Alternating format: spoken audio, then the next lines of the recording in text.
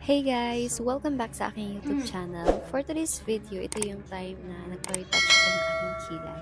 Kasi yung kilay ko guys is almost 3 years na siya mula nung pinagawa ko. Kaya medyo nag-fade na yung kanyang color and yung kanyang shape. Kaya ayan, pumunta ako dito sa Kaz Beauty Bar.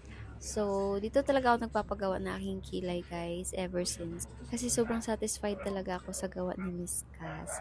So, bali pang 3 times ko na ata na nagpagawa sa kanya dito. And ayan, nilagyan na ng anesthesia yung aking kilay para maging manhid na siya.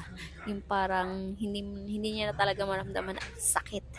Yung sakit na parang iniwan ka ng iyong mahal. Charot! Anyway guys, ayun nga pala yung aking friend. So, lagi kaming sabay guys kapag nagpapagawa ng aming mga kilay. Kasi alam niyo na, kilay is life. So, ayan, nung nagpagawa kasi kami niyan, sabay kami. Kaya, sabay din kami ngayon magpa-retouch. So, anyway guys, ang bayad pala kapag nagpa-retouch ka ng iyong kilay dito sa Kaz Beauty Bar is 2,000 pesos. Pero that time, may promo kami na na-avail, kaya parang 1,800 na lang yung aming nabayaran. Oh, pak, mukhang si Madam Kilay na talaga tayo dito guys. Kung gusto niyo ring magpakilay guys, i-try nyo dito sa Kaz Beauty Bar kasi worth it talaga yung gawa nila. And ayun na nga yung final result. So, thank you for watching guys. Bye!